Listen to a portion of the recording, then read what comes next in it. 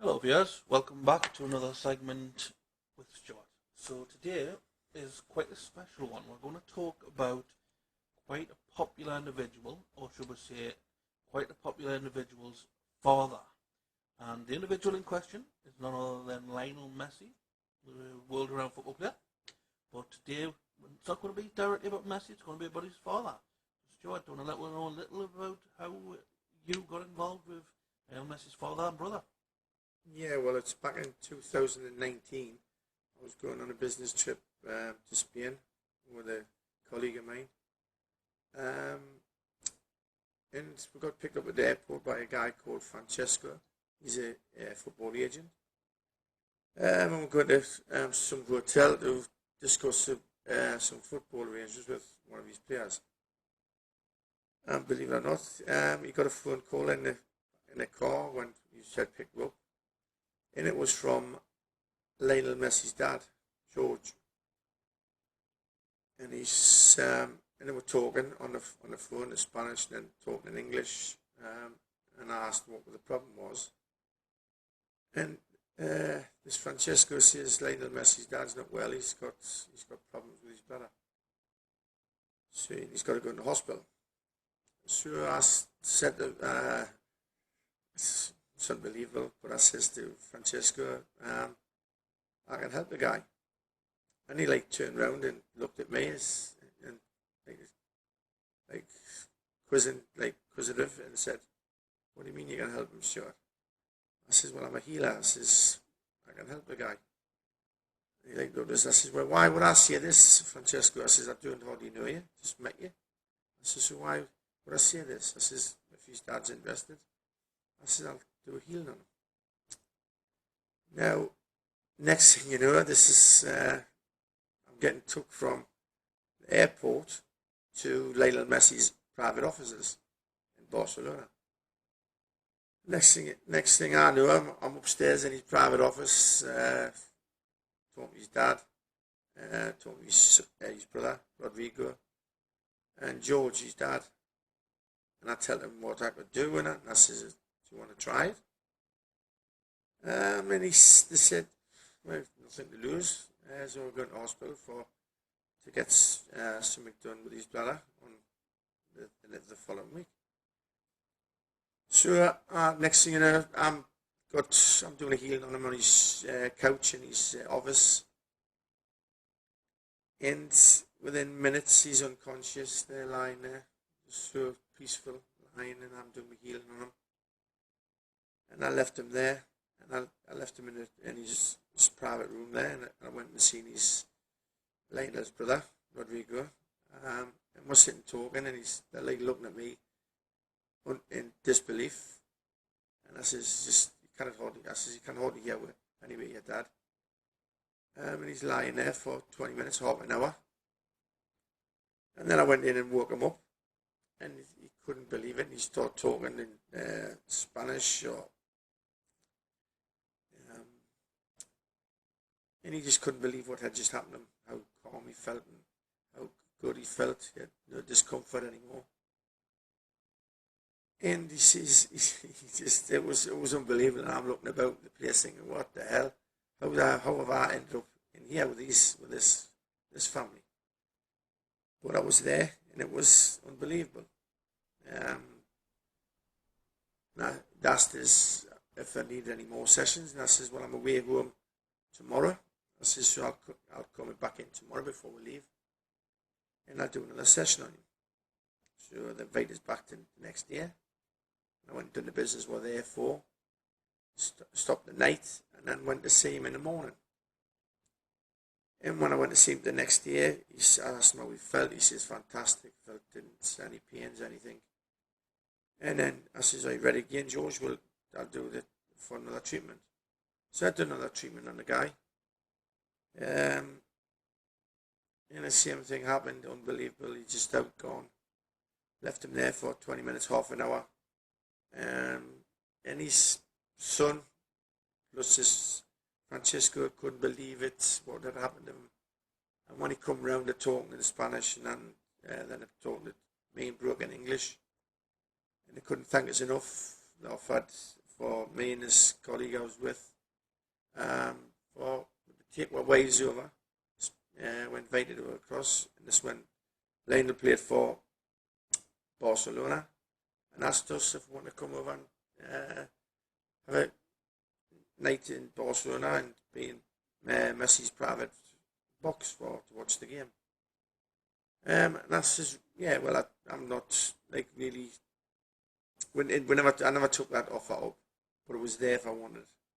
I've still got his number on my phone, but he's not even playing with them now.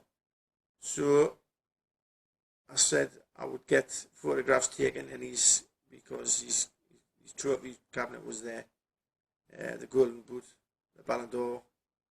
I think he's won it 5 times. His tops were signed, and I'm getting my photo took and a video took of the room I'm in.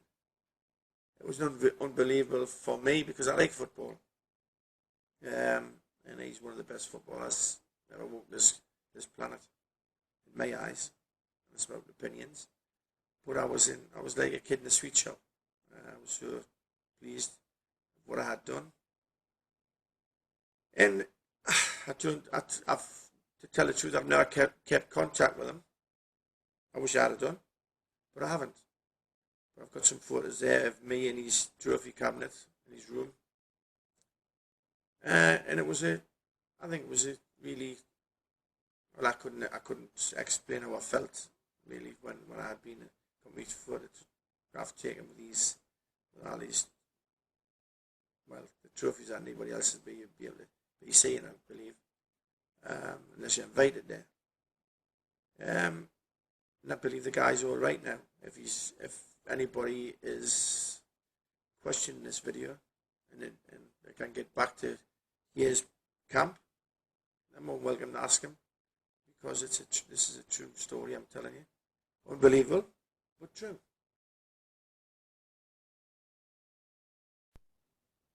Well, guys, that's some of the videos that you're going to be looking at. But also I have got other videos there and testimonies of other sportsmen, athletes that have helped. Alex Kitchen, he was a footballer for Newcastle. I met him as a child, actually. His son used to play for Newcastle, Leon, at the same time Alex did. And as he progressed, I knew Alex for 10, 12 years now.